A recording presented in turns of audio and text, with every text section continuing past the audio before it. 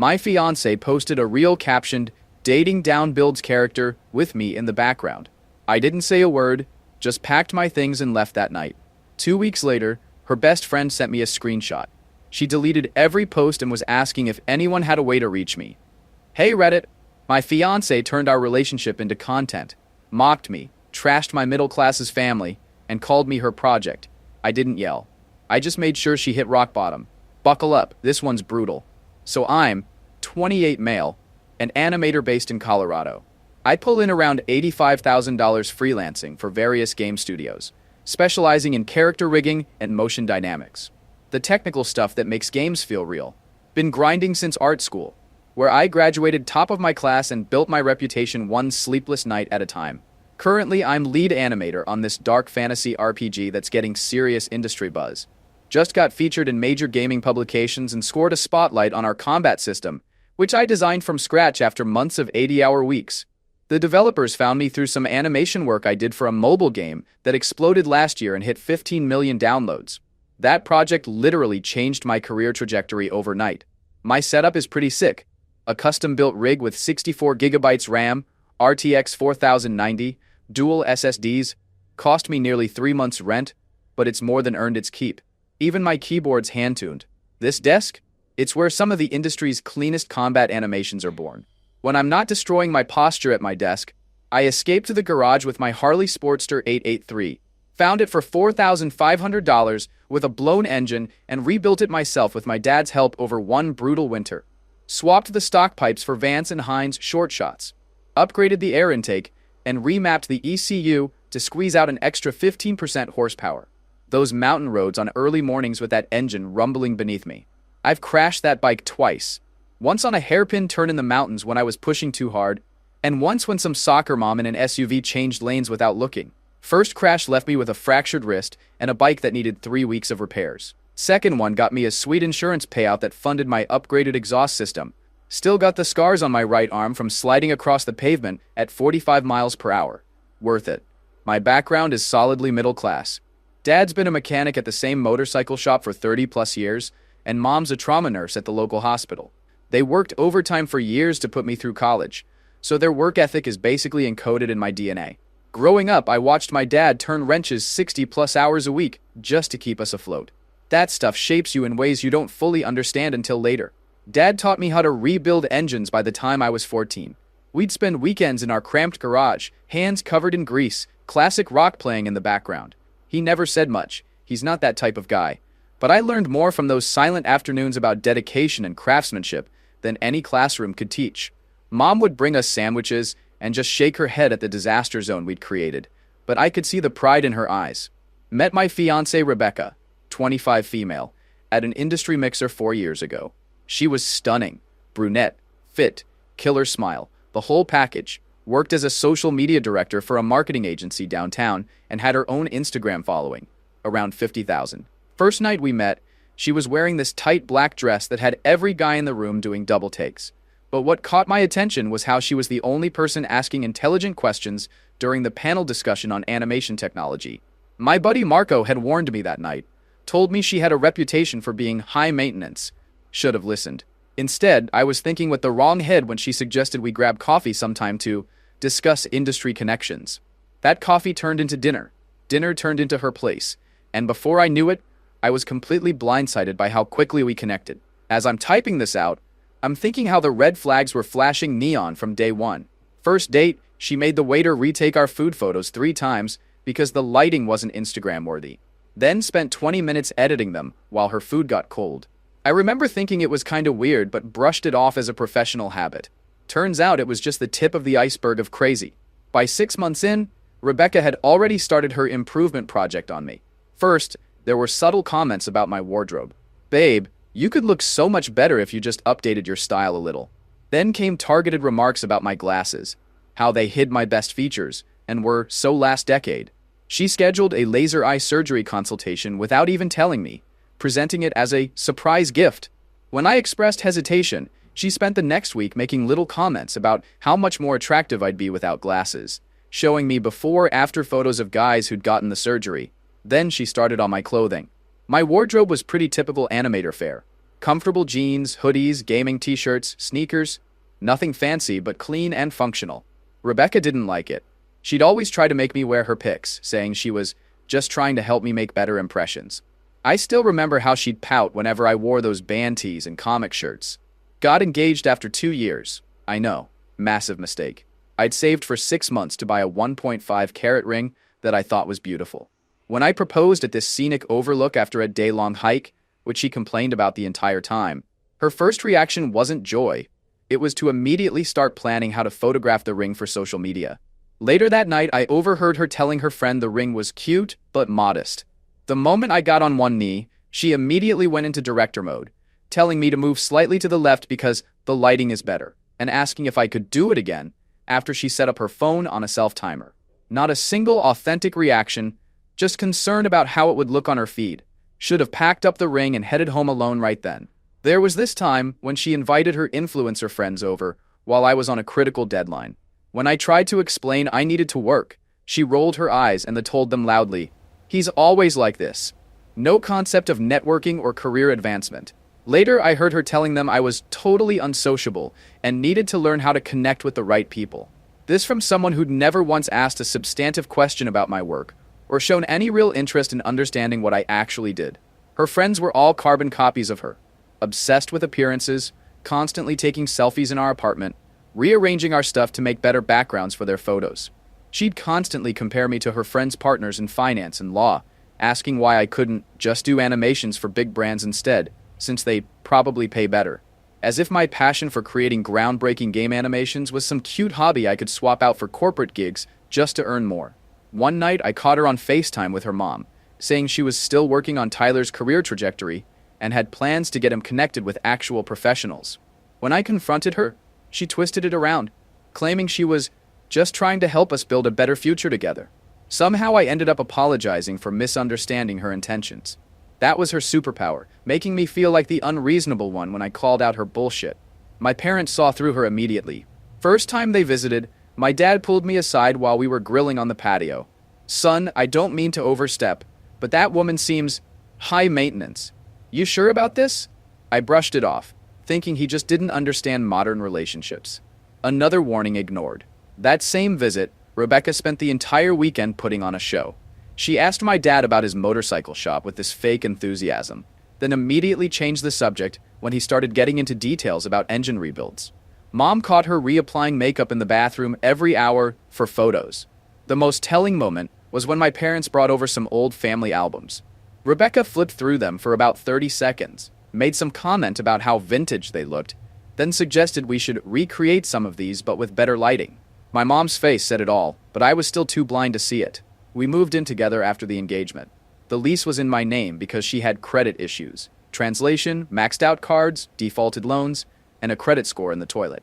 I agreed to cover the deposit and put everything under my name while she rebuilt her credit. Should have seen that massive red flag for what it was. 2 weeks later, she completely rearranged our place while I was at a 3-day industry conference. Came home exhausted at 1 a.m. to find my gaming memorabilia collection, limited edition pieces I'd spent years collecting, packed away in storage bins. My posters were gone, my office rearranged, and even my desk had been swapped for some minimalist white thing that looked better in photos but was completely impractical for long work sessions.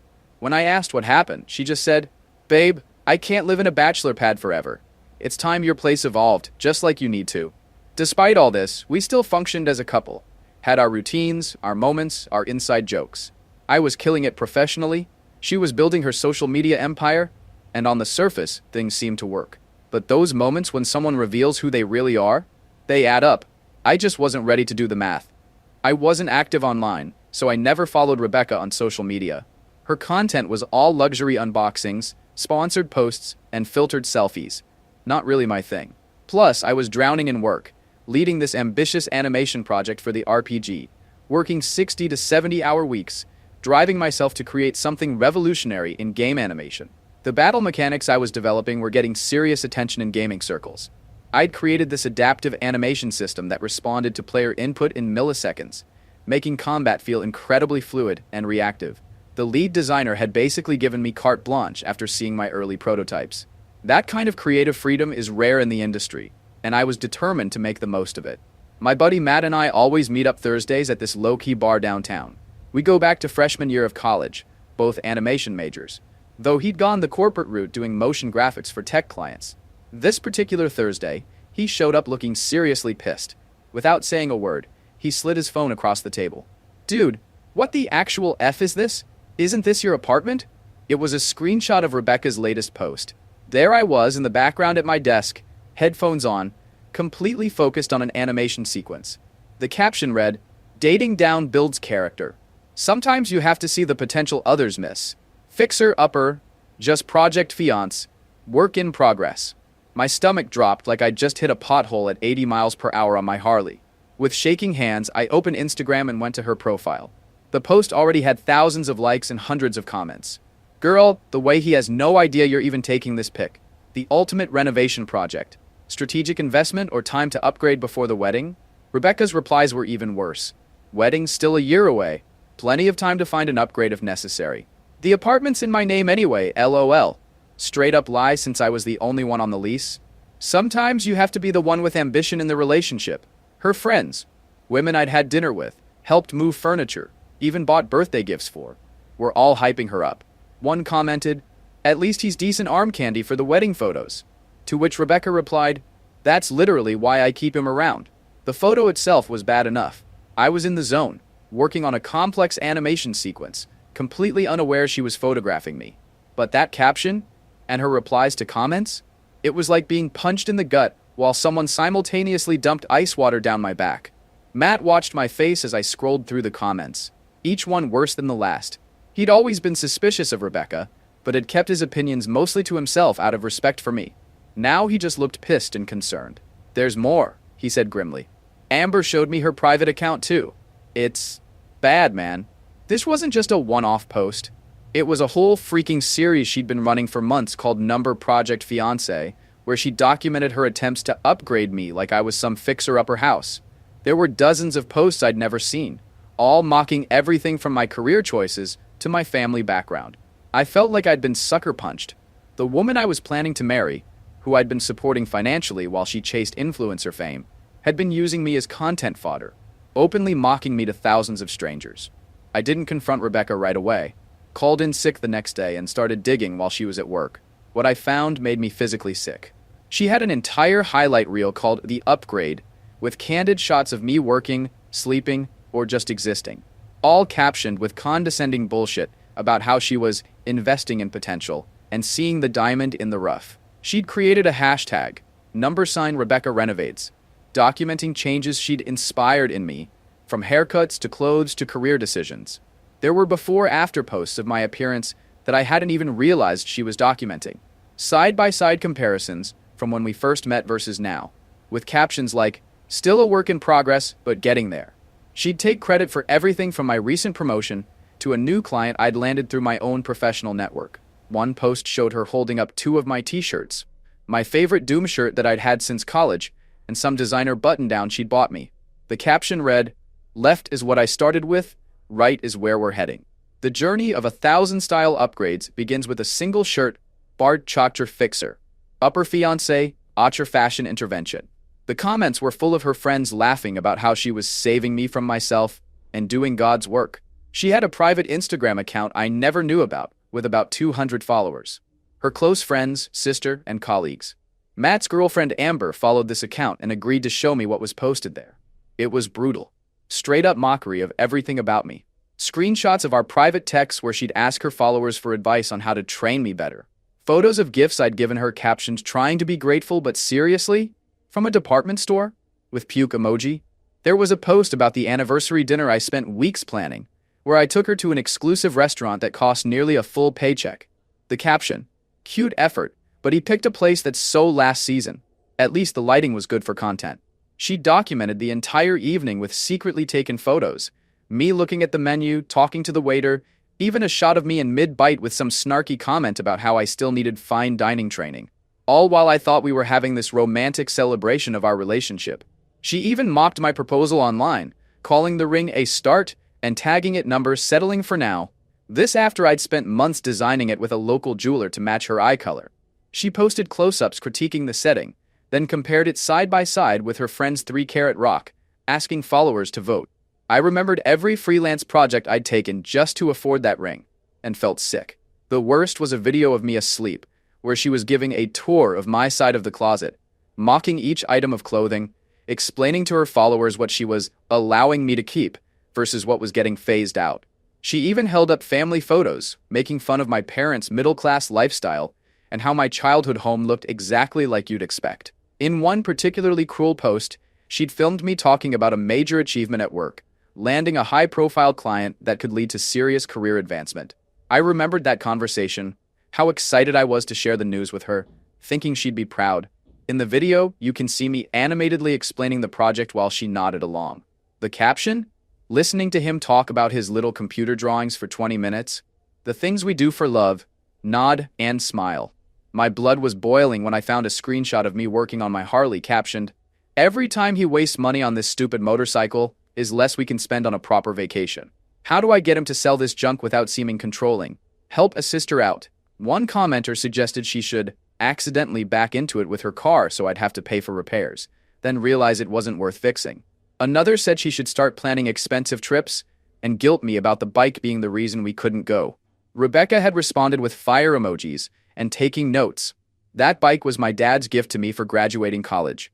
We'd rebuilt it together from parts, spending countless weekends getting our hands dirty, bonding over something that meant the world to both of us.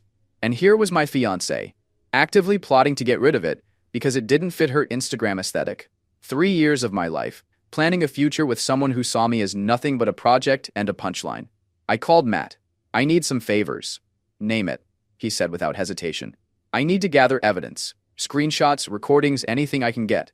I'll talk to Amber. She has access to the private accounts. And I need a place to crash, soon." Matt didn't ask questions or give me some speech about working it out. He just said, "My guest room is yours for as long as you need it," and immediately started helping me plan. That's the difference between real friends and the fake social circle Rebecca had built. When shit hits the fan. I spent the next week in a state of controlled rage, documenting everything while pretending nothing was wrong.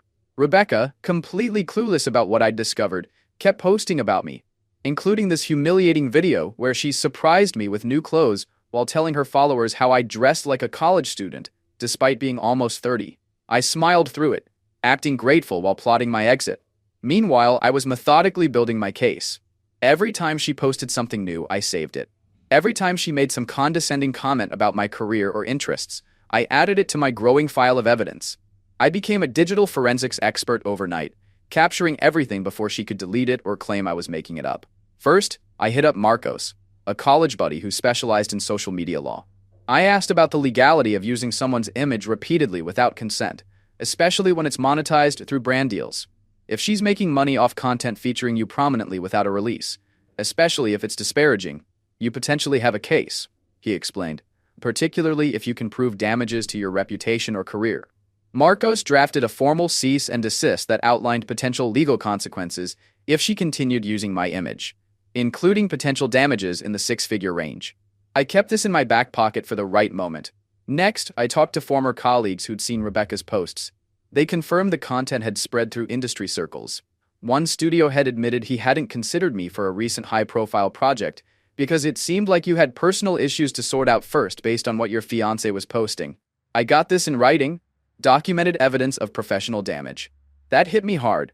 I'd wondered why that particular studio hadn't responded to my portfolio submission, especially since they'd previously expressed interest in my work. Finding out it was because Rebecca's posts were making me look unprofessional was like discovering someone had been sabotaging job interviews behind my back, which essentially she had been. I quietly spoke with my landlord, showing him some of Rebecca's posts where she claimed to own the apartment. He was furious at the misrepresentation and immediately provided eviction paperwork I could use at my discretion. Since Rebecca wasn't actually on the lease despite what she told everyone, I had every right to have her removed. The landlord, a straight-shooting older guy who'd always been fair with me, was genuinely pissed. "I don't like liars," he told me bluntly, "and I sure as hell don't like someone claiming ownership of property that isn't theirs.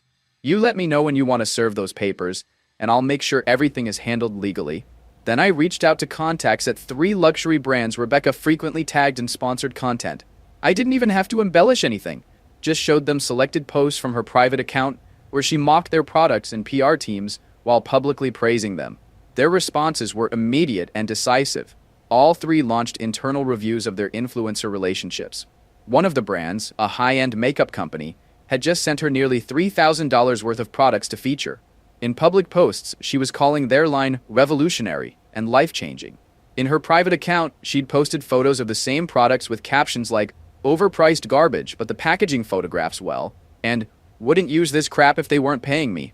The brand's marketing director personally thanked me for the heads up. Most importantly, I connected with Amber, who had access to the private Instagram and a group chat called Trophy Wife Training, where Rebecca and her friends shared tactics for molding their mediocre men into better providers.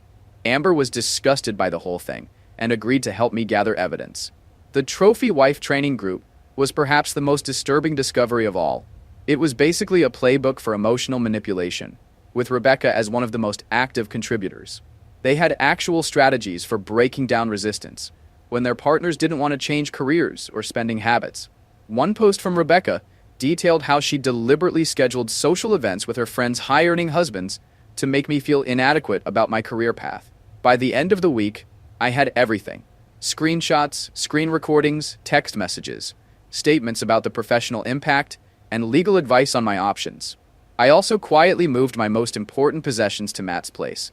I discovered through our shared laptop that Rebecca had over $87,000 in credit card debt spread across 8 cards, was 2 months behind on car payments, and had taken out a $15,000 loan for the wedding she was secretly spending on herself, all while critiquing my financial decisions and presenting herself as the financially savvy one in our relationship. Her secret spending was mind-blowing. Designer clothes with tags still on them hidden in the back of her closet, subscription boxes she'd never mentioned, high-end makeup hoarded in drawers, and a secret credit card statement showing she'd spent over $5,000 on a weekend trip with her friends that she'd told me was mostly covered by a brand deal. The time was right. I was done being someone's project. I waited until Rebecca's big meeting with a clothing brand was confirmed, the one she was calling her breakthrough opportunity. A 5-figure deal that could launch her into bigger sponsorships. Perfect timing. That evening, I got home before her, sat at the kitchen table with a single folder in front of me, and waited. When I heard her key in the lock, I didn't move. "Babe, you home early?" she called out, dropping her bags by the door. She walked into the kitchen and froze when she saw my expression. "We need to talk," I said calmly, sliding my phone across the table. Her Instagram profile was open, specifically her number Project Fiancée highlight reel. Her face went from confused to defensive in a split second. "It's just content, Tyler. Don't be so sensitive." "Is it?" I opened the folder and started laying out the screenshots. Dozens of them from her private account. The posts mocking my career, my family, my hobbies. The group chats where she discussed manipulating me. The comments where she openly admitted to using me as a stepping stone. The color drained from her face as she realized the extent of what I had discovered. Her eyes darted across the table, taking in screenshot after screenshot of her worst moments. All the cruel jokes, the manipulation tactics, the lies she'd told about our relationship. "Where did you get these?" she demanded, trying to snatch them away. I just held up my hand and continued placing them on the table, methodically, like dealing cards. "Keep your hands off my property," I said, my voice level but firm. "You've done enough damage already. Babe, you're taking this way out of context. Everyone exaggerates on social media. It's just for engagement." "Engagement," I repeated. "Like when you told your followers my proposal was disappointing but you were settling for now? Or when you mocked my parents for being middle class? Was that for engagement too?" I laid down a particularly damning screenshot, her post about my parents' home, where she'd zoomed in on family photos from my childhood, mocking everything from my mom's hairstyle to the modest furniture in our living room. The comments from her friends were even worse, with one writing, "OMG, did they shop at Walmart?" and Rebecca responding with laughing emojis. "Tyler, please, let me explain." "There's nothing to explain. I've seen everything. Every post, every comment, every message where you treated our relationship like some kind of reality show and me like your personal renovation project." I slid the cease and desist letter across the table. "This is from my lawyer. You're to remove all content featuring me immediately." She skimmed it, her face paling. "You're suing me?" "That's just the beginning." I pulled out my laptop and showed her the emails I'd sent to her agency, the luxury brand she worked with, and the clothing brand she was meeting with tomorrow. Each email contained specific examples of her duplicity, showing how she mocked the same brands she was being paid to promote. Her eyes widened with genuine terror as she realized what this meant. Her carefully curated influencer career, built on fake enthusiasm and strategic relationships, was about to implode. "You had no right," she whispered, voice shaking.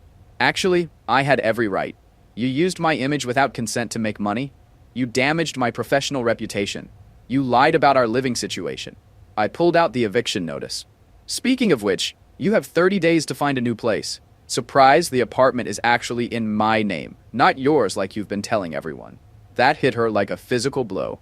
The apartment had been central to her content, the backdrop for countless posts about her place and how she designed everything herself.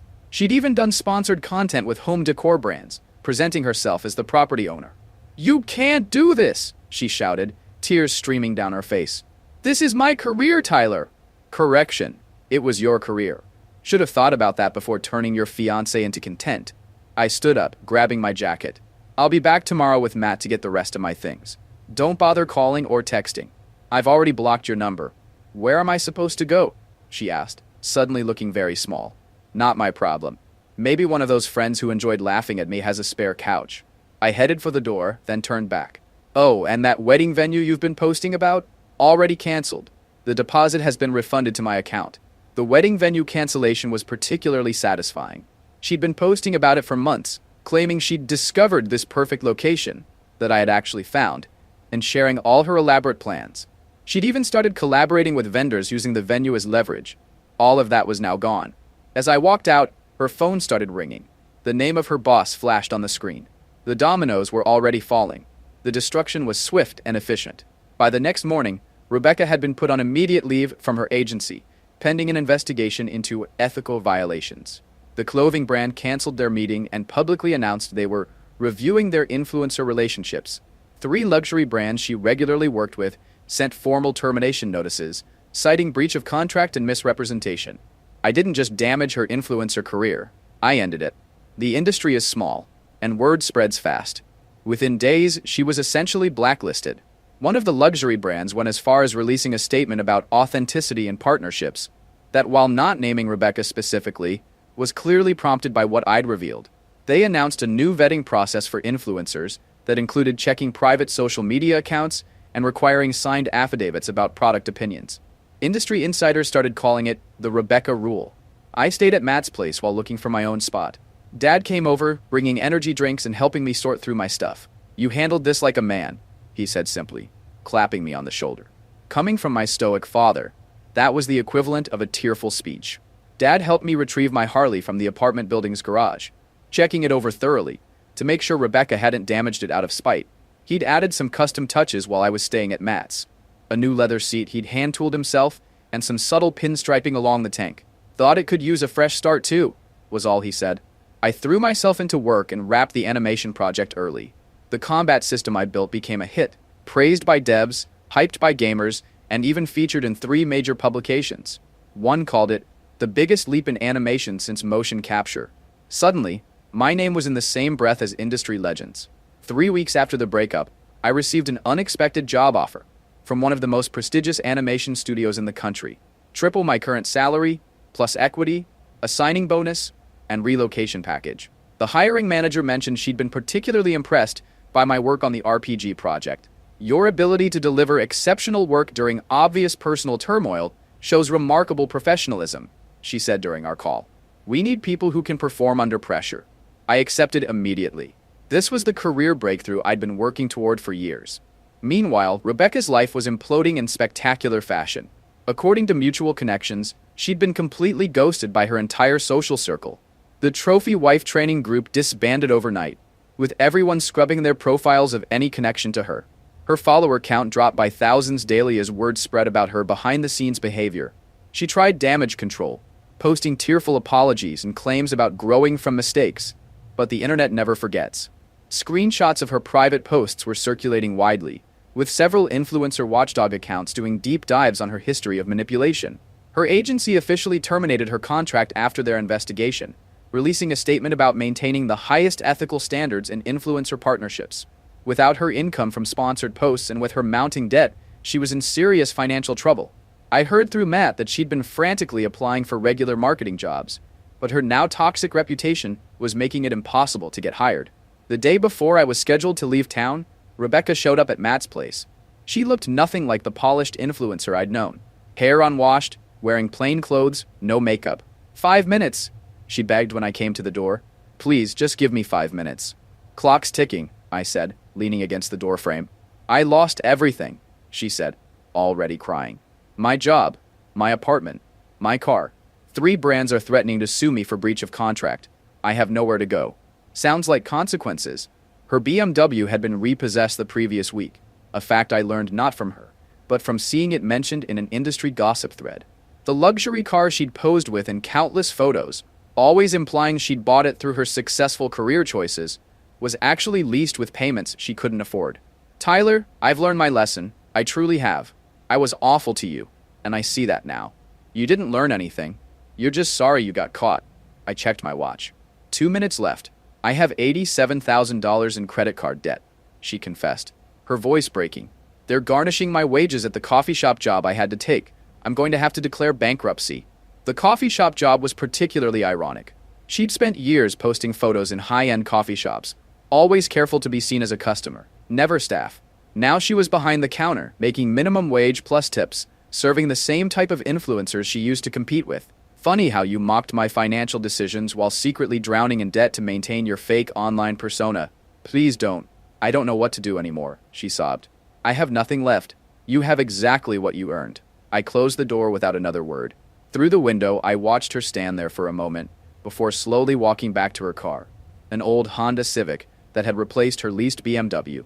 As I watched her drive away, I realized I was finally free of the constant judgment, the subtle put-downs, the feeling that I was never quite good enough. It was like putting down a heavy backpack I hadn't realized I'd been carrying.